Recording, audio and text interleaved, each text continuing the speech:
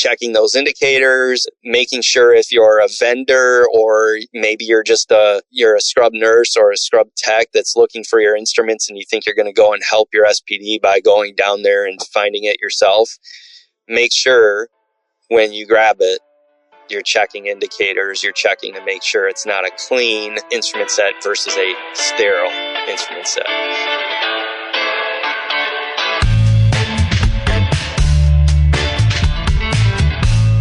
Clock in, scrub up, and join us behind the red line. You're listening to First Case, a perioperative podcast bringing you exciting interviews, engaging discussions, and innovative solutions that are changing the way patients receive surgical care. Each episode, we talk to frontline staff, perioperative leadership, and nursing entrepreneurs from across the country as they share their stories, experience, and expertise on the industry we love. From the back table to the boardroom, from wheels in to wheels out, we tackle the real-life issues affecting the OR. Whether you're tuning in for surgical service education or inspiration, we're glad you're here. And now, it's time to roll back and start the first case. On this week's episode of First Case, we are continuing our journey through the instrument reprocessing lifecycle, and we've made it into prep and pack, or inspection and assembly. And now it's time to inspect our trays and put our sets together, and there is truly an art to building a reliable tray. But how does that work? What all happens? We are going to find out today with Kevin Anderson, Senior Manager of Commercial Education Services at Healthmark, a Getting a Company. He's got so much great stuff to tell us today, so get your count sheets ready, because we'll be right back with Kevin Anderson.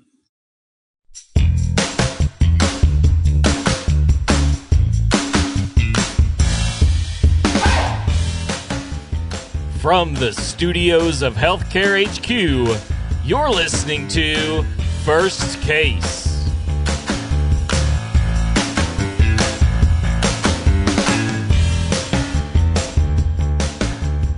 Joining us now is Kevin Anderson, Senior Manager of Commercial Education Services at Healthmark, a Getting a Company. And Kevin, thank you so much for joining us today. Thank you for having me. It's the first time on the First Case podcast, and I'm excited to be here. And it is the first time that we've had you on the podcast. I've talked to you so many times. I guess I forget I haven't actually interviewed you. But yeah, I'm glad that you're here today. I didn't even realize we hadn't talked to you before. Yeah, no, it's a great, I've been with the guys on Beyond Clean a few times. So it's nice to get out in front of the OR audience and talk to my old people. Absolutely. Well, we are going to have a great conversation today. But first, before we jump into that, I do have to just stop and say thank you to the Healthmark team as a whole. You guys have really helped me fill out this season with sterile processing experts, and I really am grateful.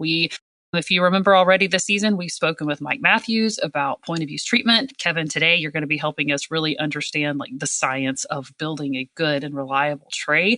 And then in a couple of weeks, we're also going to have Adam Okada, who's going to be showing us what the different indicators and tapes and filters, all of those things tell us about our trays and about their sterility. So definitely, just thank you to the Healthmark team for being my friends and helping me out with this season. And like I said, today we are continuing our walk through the reprocessing life cycle. And we've done the point of use treatment conversation. We've moved into decontam. Our instruments have now been washed. They've gone through the washer. And now we're on the clean side and we're looking at tray inspection and assembly and how our trays get built, how they get built reliably and standardized and all of those things. But Kevin's going to help us with that conversation today. But first, before we begin, Kevin, why don't you go ahead and introduce yourself to everyone? Yeah, for those of you who have not heard me on one of the Beyond Clean podcasts, my name is Kevin Anderson. Currently, as Melanie said, I work with Healthmark, a Getting a Company. But prior to that, I worked in the hospital for, 18 years, and most of that was operating room. So I scrubbed, I circulated, did a little first assisting, did a little bit of OR manager and then SPD manager and endoscopy manager. So I've lived your guys' life, and actually I look back at it very fondly, and it's some of my favorite times were spent. For me, it was ortho. Ortho was my fave. Woo, ortho is my favorite. I was going to ask. Yeah, ortho was my favorite. I did a lot of general surgery and other stuff too, but doing total joints all day, that was my idea of a good day. Oh yeah, that is a good day. Primary joints, if you can just work in joints all day long, that is a smooth sailing day. Lately for ortho, for me, I've been in ortho spine. Okay. And that is a different branch of ortho. I enjoy it. It's fine, but it is more intense than a nice cush day, I think, in total joint. So definitely a great place to be. But now, okay, so you went from the OR into sterile processing, and we'll get to the outline in a second. But I'm curious, how did you feel as an OR person when you went from the OR world into the sterile processing world? What was that like for you? That's a great question. At the time, there's some context around this, right? Our sterile processing department was struggling mightily. Mm-hmm. So there was a lot of, well, first of all, my first experience with managing ended very sour. So I wasn't even sure that I wanted to manage anymore. So it took your pain on that too. Yeah, it took a good convincing and a lot of trust in my director and her support to take that position in the first place, to manage sterile processing. And on top of that, you look around at your peers in the OR and they're like looking at you like, oh, go down there, whip them into shape, fire this person, fire that person, and I'm just sitting here thinking, I don't even know the first thing about sterile processing. How am I even going to do this? I appreciate the vote of confidence from the director and other supportive folks that put me in that role, but I knew nothing, and thankfully, there was a pretty darn good plan in place that my director kind of wrote out for me and set me up for success.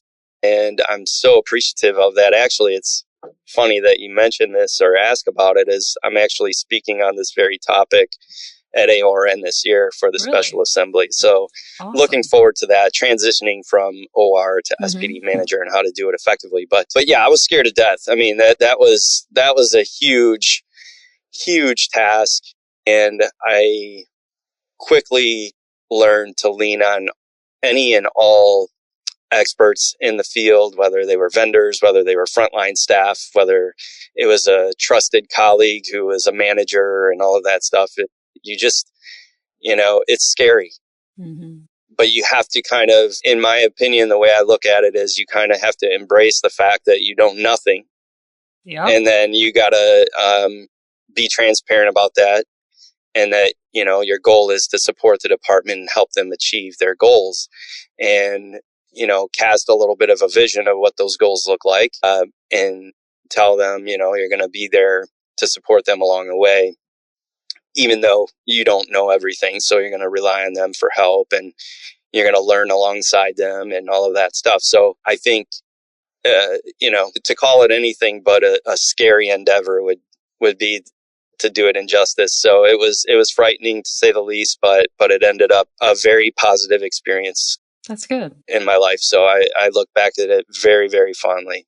That is really good. Yeah. I've talked to several OR people who transitioned and went into sterile processing and worked in sterile processing. And they all, all of them, I think, talk about how they just didn't know anything. And there was such a learning curve when they came into sterile processing. And I don't think those of us who stay in the OR fully appreciate the amount of knowledge that you have to gain, everything you have to learn to be in sterile processing, and to take that on and take on a management role and really come alongside those people. It's a lot. I'm sure there was a huge learning curve for you, but I'm glad that it worked out well and it was a positive experience for you for sure. Yeah, agreed. I'm so thankful for that period of time. Definitely. All right. So let's talk then as we continue our conversation this season, looking at our instruments and understanding just what happens to them as they leave our OR and they go off either down to the basement or down the street or wherever they go, to be reprocessed for us. Let's talk about that transition at first, from our instruments leaving decontam, getting to the clean cycle. What's going on? So a couple things, I think, to just kind of paint the picture as instruments come through the washers, depending on your facility, you could have 4 or 5 washers, you could have 3, whatever, but they all are chock full with batches of instruments. And from there, they have to sort of be triaged in a sense, because there's always these rotating priorities that come each day. There's always challenges in terms of what you have inventory and what the plan is for that day, what needs to be worked on, and identifying those. So a lot of times instrument tracking might come into play, or it's a physical rounding to see what's coming through in identifying those things and putting them on priority rack or whatever. Another thing is that I want to kind of call a little bit of attention to that seems to be a huge issue today that maybe wasn't as big 10, 15 years ago. And that's the issue of drying instruments. So after the washer, a lot of times people just assume the instruments are dry because there's a dry phase in the washer. Well, in my experience, that dry phase is woefully insufficient to get everything bone dry the way that it's meant to be. Plus, there are hand wash items now, like temperature sensitive things, cameras, batteries, scopes, etc. Da Vinci scope comes to mind because it's huge. That XI version is massive. A lot of people have that big plastic tray that holds it. It's a huge challenge to dry that thing. It takes a ton of time. If you've never experienced what it takes to dry one of those, and usually those are items that are low inventory because they're such high cost. So they're high turnaround. Like people want them as soon as they're down there. And it's just, I wanted to paint this picture like, you know, you're overwhelmed with batches and batches and batches of instruments. You're trying to find the priorities, but you're also trying to mitigate some of the common issues that arrive into the assembly area, like dryness, before you can even get to the assembly stage. Does that make sense? Wow. I'm glad you brought up drying because I was curious about that. I'm like, do our washers actually dry the instruments too? Or are we sitting there letting them air dry? Or is even letting them air dry even good for them? I mean, I don't even know if that's okay to just let them sit there and air dry, or do they have to dry them by hand if they don't get dry in the washer? Yeah, it's a mix of all of those things. And with the, you know, going back to ortho, our favorite, right? I mean, think about all those trauma trays with the cannulated screwdrivers and the cannulated implants and everything's cannulated. I mean, how is your washer going to dry that with just, you know, warm air for, I don't know, 10 minutes, maybe it is the dry phase of the washer. It's just not going to be adequate. Same with Da Vinci instruments. They're supposed to be all the way dry. How are you going to get inside of those housings and the channels and all of that with a washer that has a dry phase? It's just not, there's no compressed air. There's no, you know, increased temperature for a long period of time. There's a lot to it. So yeah, you're going to have to use a mixture of your washer's dry cycle. A lot of facilities now, thankfully, I'm starting to see more and more of them have drying cabinets specially designed for items like that. Some of them are specially designed for Da Vinci instruments. Some of them are just for general instruments, which is great. And so you have another way to dry outside of making it a manual process. So you can put them in there. But again, that's time, right?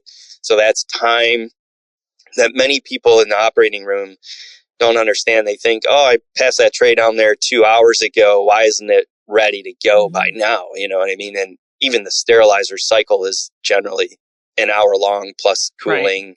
So there's just no way. I mean, if you're asking for a tray 2 and 3 hours even from the time you give it to SPD, I mean, you're just setting yourself up for frustration and failure. So yeah, no, absolutely.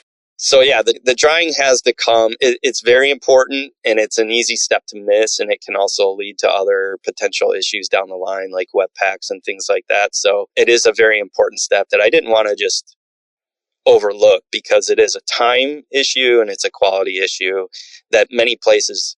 I'll give you a quick example from my experience as SPD manager. We didn't have a drying cabinet, but we had a lot of laparoscopic cases with temperature sensitive cameras, right?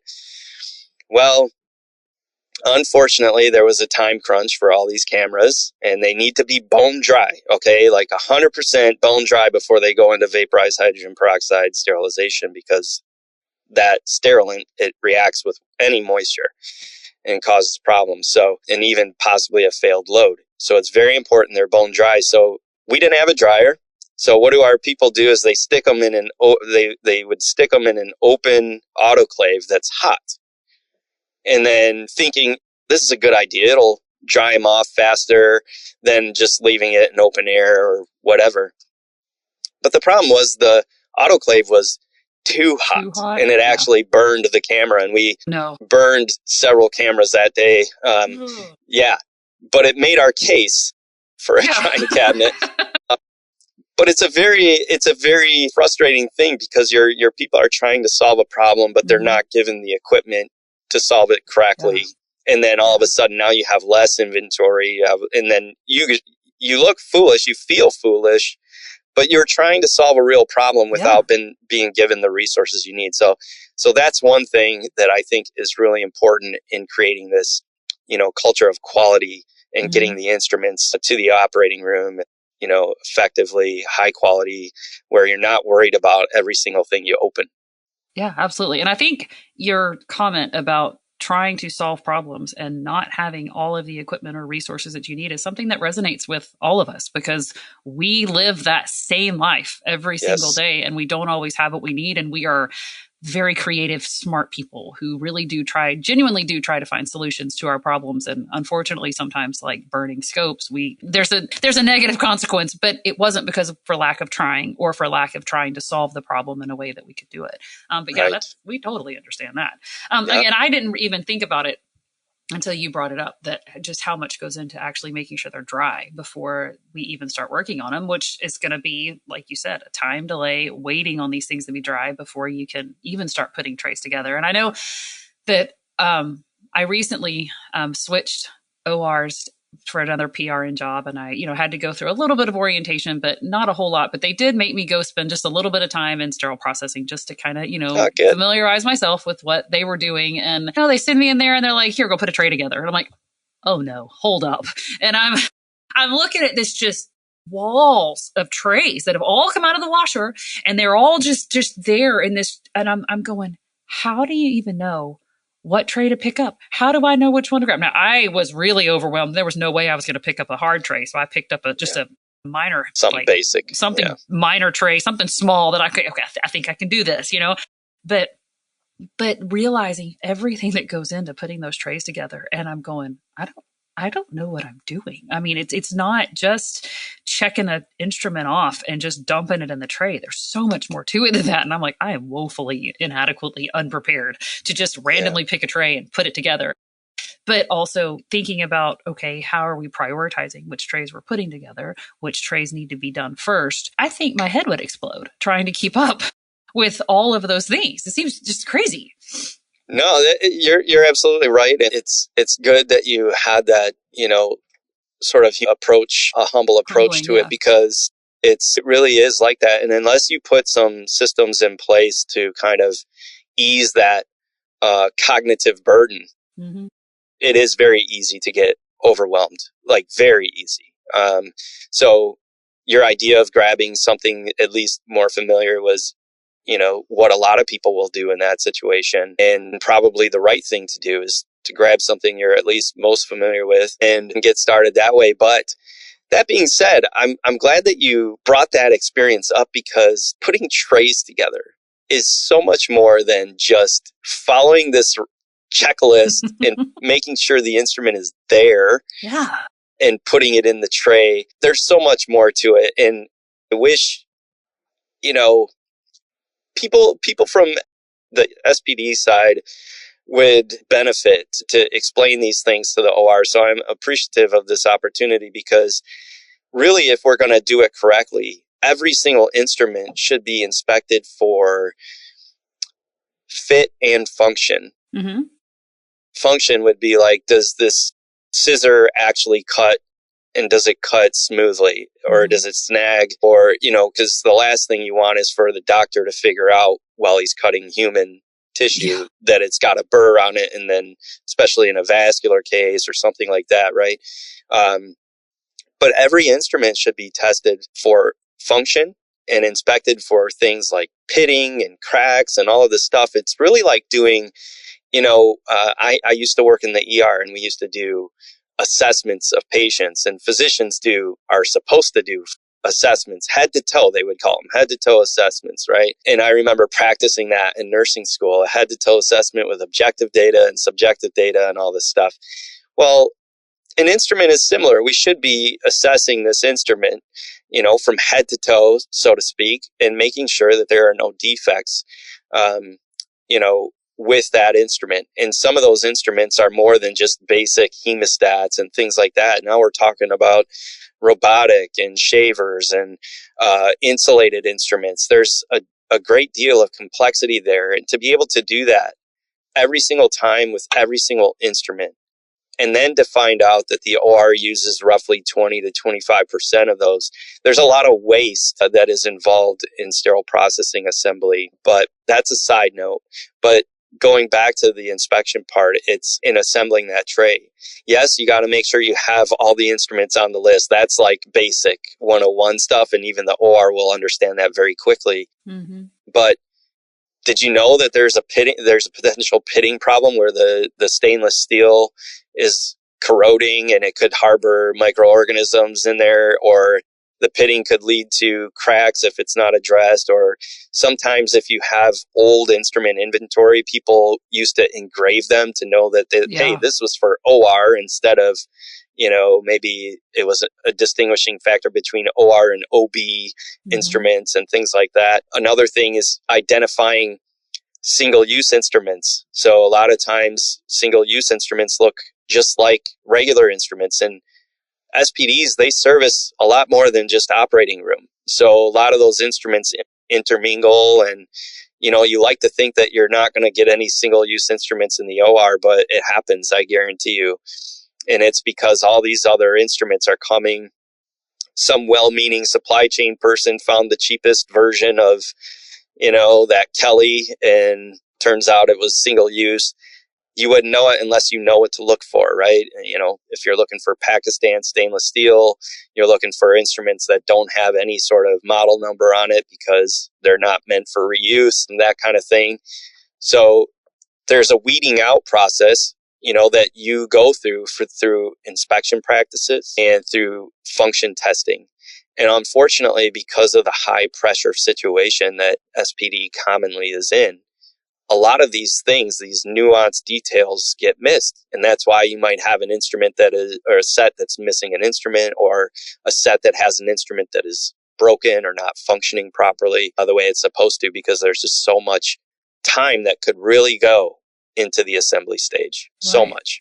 And I don't think that, I know we don't fully appreciate it, just the amount of time it takes to sit there and do that. But I also don't think higher leadership in the hospital really appreciates the amount of time that it would take to do that job thoroughly when it comes to allotting time, allotting man hours, allotting the right number of FTEs to have in the facility, in the department, all of those things that it takes, because it's money, right? And so to give you enough staff, to give you enough people, or maybe even justifying the cost of the different tools that you use, which I do want to talk about here in a second, the different tools that you need to inspect these instruments. It's a battle you have to fight, isn't it? Absolutely. And unfortunately, a lot of us in leadership roles, whether it's operating room or sterile processing, it's kind of the same challenge, right? You've become a very good clinician or a very good technician, and now you're being trusted with a role that you're now novice at. And that's management and leadership, two skill sets that you don't just automatically have or don't have or whatever. You have capacity for it, but you don't necessarily exercise that skill set all the time. And that's what it is. You have to be able to articulate your needs and do it well. And sometimes you have to do that within the system that you're given. Like we had FTE committee, right? And so they were looking at productivity numbers based on whatever. So you have to understand where those productivity numbers come from, what they really mean, and where the gaps are, so that you can explain that the C-suite or the chief finance officer, or whoever it is that's making those decisions. So that's a whole nother skill set that we need to get good at. But speaking of, getting the tools you need, and this is where I learned a lot on the go as a manager in SPD. I didn't know all this stuff right away, but one vendor came in. This was a cold call. So this is one thing, people argue whether or not you should accept vendors and their cold calls and their just walk-ins and all this stuff. And, they always kind of treat vendors like intruders these days, which is kind of unfortunate, because some of the most critical things I've ever learned were from unplanned meetings with vendors. And I'll give you a perfect example of this. I got a knock on my door in my office as SPD manager, and two people were there from whatever company, and they were teaching me about insulation and insulated instruments, which are used in common laparoscopic surgeries like gallbladder removal or appendectomy or hernia or whatever. They're doing all kinds of stuff now, laparoscopic assisted colon resections, all the stuff. So I learned from this vendor, this is after all of my OR experience, I learned from this vendor all about insulation, why it's there, how it prevents injuries to patients, and how it is a known issue that patients are being burned and seriously injured, even up to the point of death, from failed insulated instruments. Terrifying. Yeah, it is. It is terrifying. And it immediately struck a chord with me because I told you I worked with a very busy general surgeon. Even though ortho was my favorite, I did get general surgery a lot. And I remember specifically patients coming back to the OR and we didn't know why. We were just, the case was exploratory laparotomy on a patient who was 7 days post-op lap chole. And we didn't even know what we were looking for. You talk to the doc, I don't know, but I don't think I'm going to find anything. And it's like, oh my gosh, all this, these memories are rushing back. And I immediately think of what this guy's telling me about insulation and how, you know, if the failure is outside of your field of view, you wouldn't even see it. You wouldn't know it's happening. But say in the gallbladder case, that instrument could be crossing paths with the transverse colon and you wouldn't know it. So if there's an insulation failure, that electricity escapes and it burns the transverse colon. You have no idea. You have zero idea. And if you did know that you run that risk, you know, when you do those procedures, at least as a circulator or a scrub or whatever, you can at least try to lay eyes on it and see if that's, and identify if there's any potential problems like that happening. But of course, I didn't know about it back then. Right. So what can I do about it as manager? Well, you got to get the right testers, right? You have to get insulation testers. You have to get your staff trained on it. I actually found out after this conversation with this vendor that we were not doing insulation testing at all. No. Zero. Yikes. Yeah. In fact, the one insulation tester that we had in our department was in my office on the top shelf. And I know you can't tell from this podcast, but I'm kind of a short guy. Didn't know that this thing was up there on the top shelf. I didn't even if I saw it, I wouldn't have known what it was for. Critical patient safety inspection step. And you know what's interesting about this too is that inspection step was not even in the industry standards, AAMI ST 79. Wow. In 2017. Really? They had to make amendments to AAMI ST 79 that were published in 2021. They were dated 2020. This is only 6 years ago. Yeah. That go into specific detail about insulation testing. And this is, I mean, how long have we been doing lap choles? Decades, right? I mean, this is pretty crazy when you think about it. Yeah. So it's a really, really important inspection step on a type of instrument that we now use for just about everything, right? Right. Wow. Okay. So obviously that very much paints the picture for why inspection is so important. Just using that one instrument as an example, you can obviously extrapolate that to all of the different instruments we have. And maybe we're talking about, you know, inspecting that lumens are clear and clean and all of that, you know, because I mean, I know I've been in some cases before where we picked one up and put something through and bone crumbs or something fell out, you know, whatever. Yes. And it's terrifying. So, you know, and that is the kind of thing that inspection catches. It should be catching those things, catching the intactness. I'm going to say that's a word. I don't know, of our instruments like insulation and stuff. But there's a lot riding on the shoulders of the techs. They're inspecting our trays. But there's also more going on. So we're inspecting it, sure. And then but sometimes there are things that need to be done. Like what happens with the maintenance side of that? If you see an instrument that needs something, what do y'all do with it? Gosh, this is a great question. So it's funny, it transitions well because this is another thing I learned from a vendor visit, but like they were talking to me about instrument maintenance and I was like, oh, that's interesting. I think we need that. I don't think we do any of that. So immediately I started working with this vendor to maintain our instruments. And guess what I found out? I found out that our health system already had a contract in place with another instrument service vendor, but we weren't using them except for broken instruments. So if we had something where OR reported that it was broken, then we would set it aside and give it to that vendor for repair. But I didn't realize that's how it worked.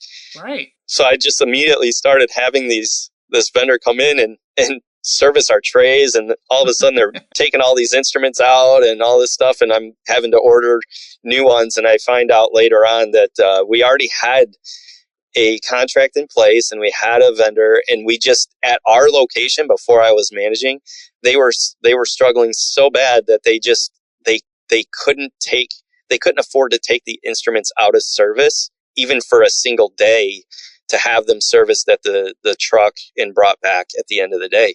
So they just got used to being reactive rather than proactive and waiting for broken stuff to happen or identifying something at the inspection table. But if you're in a facility where they're struggling to keep up with demand in the OR, chances are those inspection pieces and even the instrument maintenance side of things is probably getting neglected. And so, yeah, absolutely. So with instrument tracking, you should be able to see, you should have visibility now into how often an instrument set is being used. And, ortho is always famous for beating instruments up very quickly. Yeah. So some instruments will need to be serviced more frequently than other service lines. So you ideally would set aside a single day every single week where you rotate instruments based on usage, not like months or time or whatever, but based on usage, so that they're routinely getting serviced. And then the doctor never experiences that moment where it's like, oh, this osteotome doesn't cut, or this rongeur doesn't cut anymore, or it's got a big pin gouge in the rongeur rather than, stuff like that. So the idea is that you have to be, put every set on an instrument preventive maintenance cycle and keep up with it on a usage base. And that's where your instrument tracking systems come into play and are very helpful. But you have to be a somewhat well-oiled department to be able to afford that time, or maybe you just have a lot of inventory. Maybe you're supported and you have a lot of inventory of instruments, or maybe you have to be strategic and say, I can't do any of my ortho instruments except for on Friday, because Monday through Thursday, we're always doing ortho. So we're not going to be able to do it on any other day but Friday. So you might have to be strategic about it. But yeah, absolutely. You have to have every instrument looked at by a professional for preventive maintenance on a regular basis. That's a huge part of having a fit and functioning instrument every single time. Yeah. And those of us in the operating room, hopefully everybody doesn't have one of these stories, but I know I do. And I know there are several other people who have had instruments thrown their direction before because the surgeon was angry that the instrument wasn't working. In my particular instance, it was a pair of facelift scissors. I was doing a plastics case with a plastic surgeon who, I actually liked working with him. He wasn't generally a terrible person or anything, but he had just had like run after run of facelift scissor after facelift scissor that just was not sharp. It was not cutting. And I was sitting at the computer trying to chart on this case, but the way the room was set up, he was kind of like halfway to my back, and so I couldn't necessarily see him if I turned to chart. It was really, really terrible. And the sharps bucket was right by my feet, and he got mad and he took those facelift scissors and chucked them at the sharp bin and just wanted them right in the trash. Well, I didn't see him coming, and those things came right at me, and he did not hit the sharps container either. So it was just a gigantic mess. Anyway, all that to be said, we don't want that to happen. Obviously, we don't want anybody to have instruments thrown at them or to watch people throw fits like toddlers because their instruments aren't working. Mm-hmm. And on top of that, obviously damaged instruments can also harbor, bacteria, bioburden, biofilm, all those things. And that can be dangerous for our patients. So anyway, I think it's just, once again, I don't think we appreciate the amount of time that it takes to really make sure that all of these instruments are in peak operating condition. We expect it, but then we don't appreciate the work that goes into it. Yeah. And how can you? Because it's out of sight, right? It's out of sight, and nobody it's hard to get that articulated, to the OR without people actually experiencing it. For sure. Yeah. All right. So then we have inspected our instruments and we've tested them, or we've done maintenance or anything else on them. And then it is time to put that tray together. So walk us through the process of actually putting that tray together. Yeah. So normally the way I would do it, and I would train somebody else to do it, is to separate all your instruments out and into piles of like instruments outside of your tray. Get your tray, check the actual tray for any debris, because the OR is going to find it. Put your liners in. Everything is inspected at this point, so you're opening up your count sheet. Hopefully you have instrument tracking, but if you don't, you're doing a paper count sheet by hand. And you're just going in and you're making sure that everything is there, and then it's placed in a way that is consistent with the quality that your OR expects, right? So there's a couple things to that. There's some, expectations from the OR at specific places. Like I remember one of our scrub nurses was like, hey, everything has to be in order of size. So the longest instruments down to the shortest instruments on the stringer. And then, you put your heavy retractors and things like that off to the side or underneath, and you put the light instruments on top. You have to make sure that they're strung in the order that they're on the count sheet. And that's for ease of counting in the operating room and ease of use and understanding for every tech, whether they're new, whether they're, experienced. The OR needs to be able to see it in that consistent order every single time. So we're trying to follow that as like a recipe, basically. Mm-hmm. We also have to make sure that we put our indicators in there, or integrators. So there's a difference between all these different indicators that I didn't, of course, know about. And I know you have and you have a separate podcast for that, which is great. Yeah. Because it is a very important topic, one that's that I have some pretty interesting experiences with, and so I'm glad you're touching on that. Definitely. But basically, you want to finish your thing. You got all your instruments in there, and now you have to select your sterile barrier, whether it's a peel pouch. In most cases with full-size trays, it's not going to be a peel pouch. It's going to be a rigid container system, or it's going to be a blue sterilization wrap, or sterilization wrap. It's not all blue anymore. So, right. Yeah. So you're going to pick a wrap or a container, and then you're going to have to make sure that it's under that 25-pound weight limit. So if it's a containerized thing, then the container takes up approximately 8 to 9 pounds of that total weight, by the way. Wow. If you have vendor trays and you're wondering why you have to wrap them and you're always dealing with holes, well, it's because those vendor trays are already somewhere around that 25-pound mark, and you can't afford to put a rigid container around it. Does that make sense? So you have to be mindful of that. And then it's on to labeling and all of that. So there's some, obvious details in there, and all of those things are very important. And you don't want to miss any of it, because if there's a missing load sticker or a missing label, or maybe there is a missing instrument in that tray, you should get another label that indicates that. Right. So that's a whole nother topic, missing instruments. Yeah. Yep. Oh yeah. Missing instruments. Yeah. I have quite a few stories of instruments missing, and I think we all do. I mean, it happens. And I think one thing that I've seen, and I think that might play into some of the missing instrument scenario, is that I've worked in multiple ORs, and I've been in the sterile processing departments of all of them at various times. And you've got your techs who have been there for years. They know these trays, right? And so instead of going off the count sheet, they just know what it needs to be. And so they just start putting the tray together, and they don't ever look at the count sheet. And then you're like, but and we're human. We can make mistakes. That's why the count sheet is a great checklist to make sure we don't miss anything. So how do you combat I've done this forever, I know this tray, I just put it together, versus actually following the list?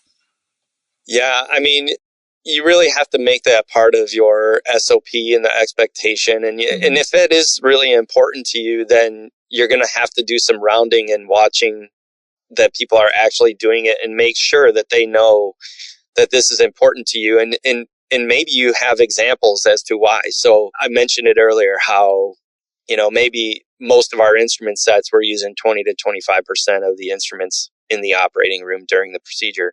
Well, that's a problem. And so one of the huge initiatives that should be going on in every single OR, doesn't matter where you work, is reducing the amount of instruments in your tray. It should be happening everywhere. That should be a universal objective because it's a huge waste and it opens you up for more potential error.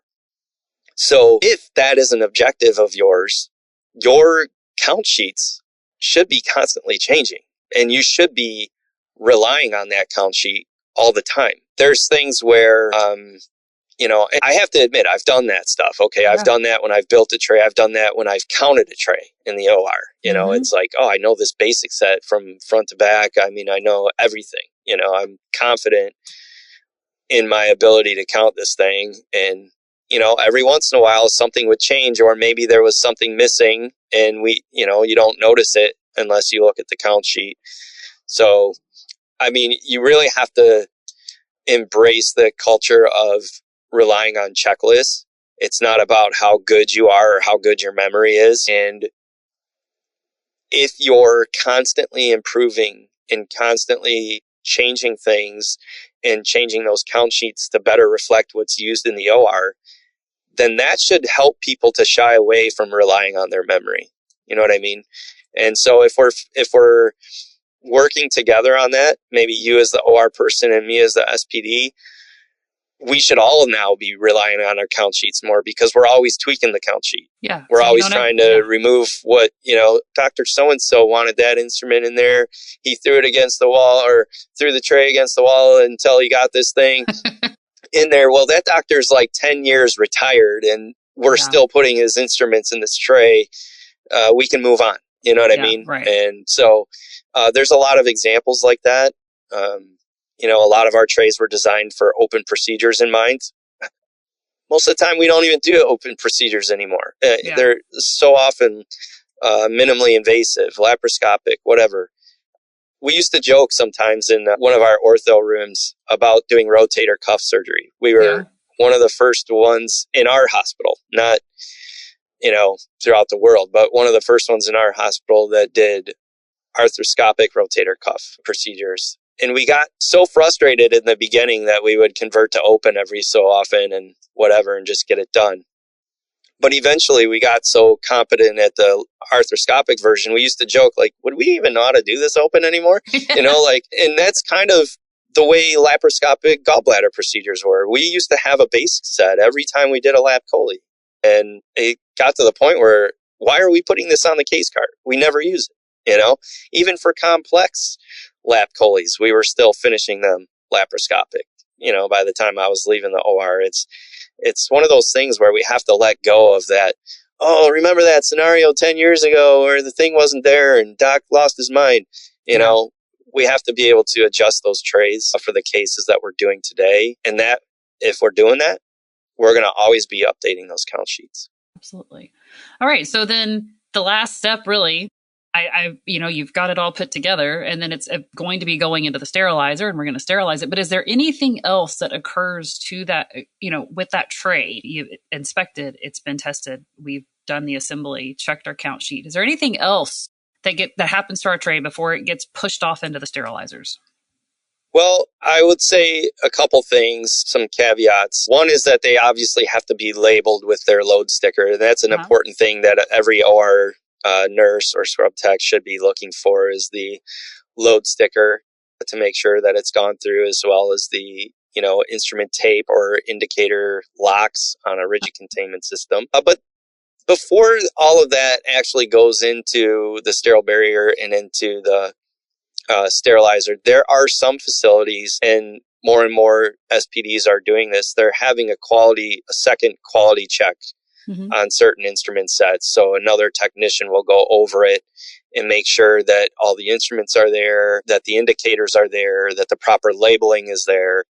Everything that you expect, they're doing another quality check just to make sure that that's there. So that is another step that in a lot of cases, people are implementing that now. But after all that is done and it's packaged, it's labeled, it's into the sterilizer, and then from there, it should be going either to sterile storage or use. But one thing I want to call out here, if you don't mind, is Absolutely. that with the sterilizer situation, the way it is in the United States, in most SPDs, you're going to see a very significant distinction between decontam in the assembly area, so dirty and clean, right?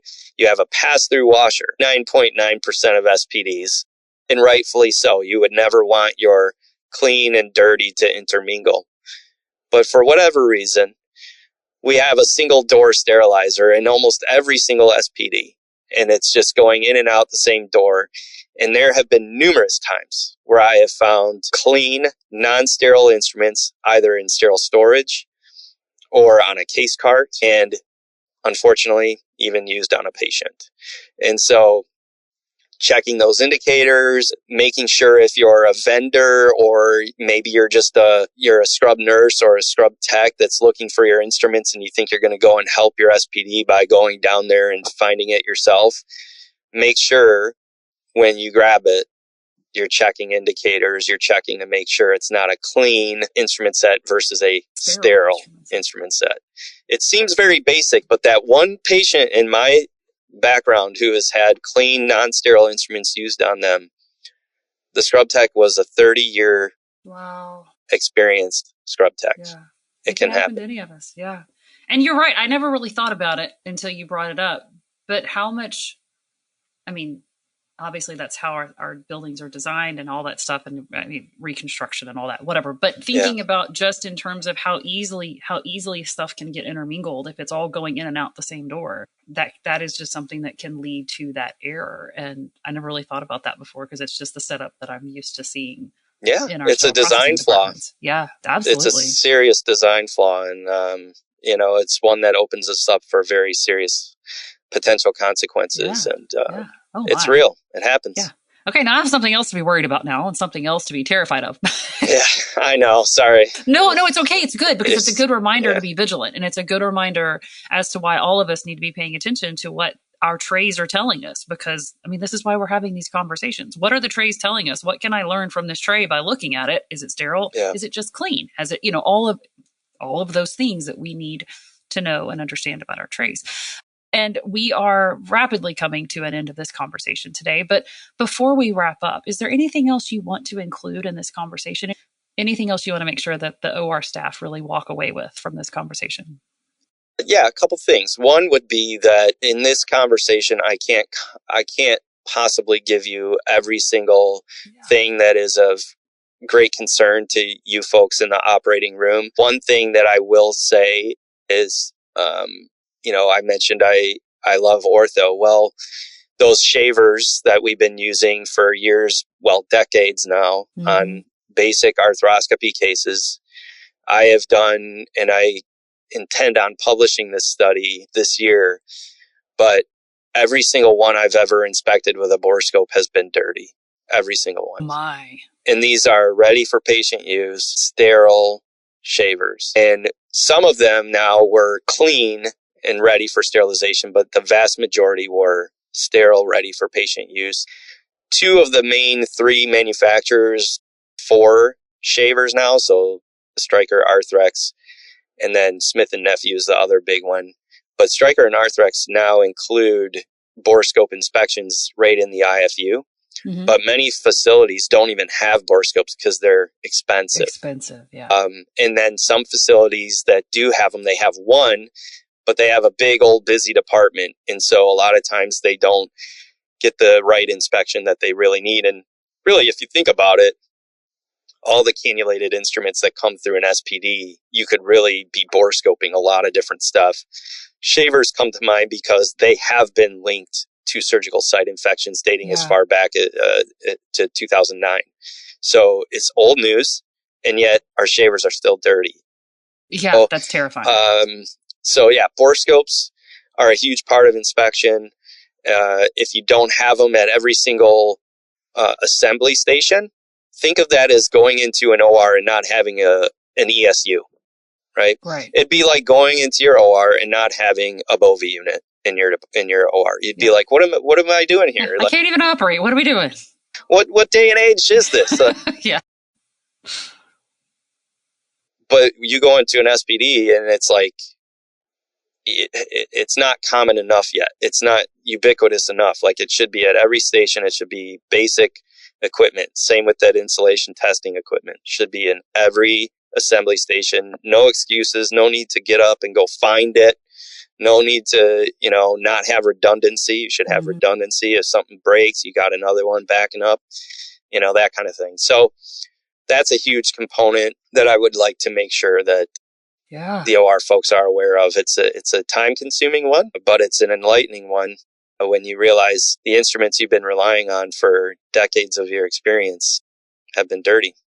Yeah. And you said you've published a study on this, or is it going to be published? I'm working on publishing it. Yes. Okay. This year is my hope. Yes. Okay. Well, and there's already been studies published though. So it's not totally unknown already. Okay. Well, I can't wait to see your study when it comes out. So you have to send it to me on LinkedIn or something so I can make sure that I see it. But all right.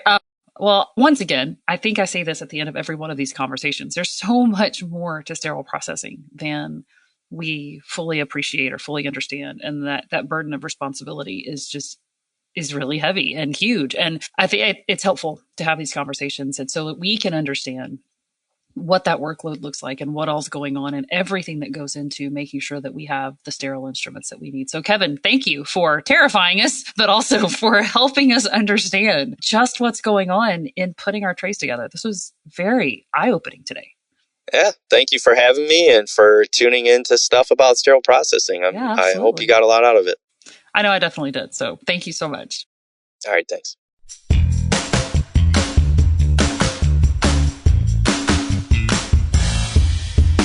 That was Kevin Anderson, Senior Manager of Commercial Education Services at Healthmark, a Getting a Company. And I mean, I said it multiple times this episode, we just don't give sterile processing enough credit for everything that they have to do and how much work really goes into doing a good job and making sure that our trays are decontaminated and they're clean and then they get sterilized, and so much science and technology that is involved in this process. And we don't see it, and we don't understand it, or we don't appreciate it. And so having these conversations is just so helpful to help us understand what all is going on. I also think too that understanding that just building a reliable tray, there really is a science to it with the inspection, with testing, with everything that they're doing, and borescopes, making sure that our lumens and cannulated items are that are clean inside. I mean, that story about shavers all being dirty is absolutely just mind-blowing and terrifying. But this is a vital link in the reprocessing chain. And if it gets rushed, we can end up with missing instruments, damaged instruments that end up in our sets, or maybe they're harboring bioburden and they make their way back to us and potentially to our patients. So there's so much risk, and sterile processing is there mitigating that risk, making sure that our instruments are safe. And it definitely makes you think really hard about everything that goes on in that department to make sure that our instruments are ready to go. It was a really good conversation today, and I hope it helped you see the bigger picture of everything that's going on the prep and pack side and what they're doing to inspect and assemble our trays. Next week, we're going to be moving on to the sterilization process, and we'll be talking all things sterilization with Bobby Parker from Beyond Clean, so don't miss it. And on behalf of our whole team, thanks for listening to this week's episode of First Case. Thank you for listening to this week's episode of First Case. As a reminder, you can help support us by subscribing to First Case on your favorite podcast app or by downloading the smartphone app on iPhone or Android. Simply search for First Case in the App Store or Google Play. The best thing about downloading the smartphone app is that you can access bonus content for certain episodes and view episodes in certain categories, like articles on the go and vendor spotlights. Are you following us on LinkedIn or Facebook yet? If you are and you love an episode or post, then let your social network know about it. Like, comment, or share our posts along with your thoughts and keep the conversation going. If you have any topics or guests that you would like to recommend for a future episode, just send us an email to info@firstcasemedia.com. We look forward to hearing from you.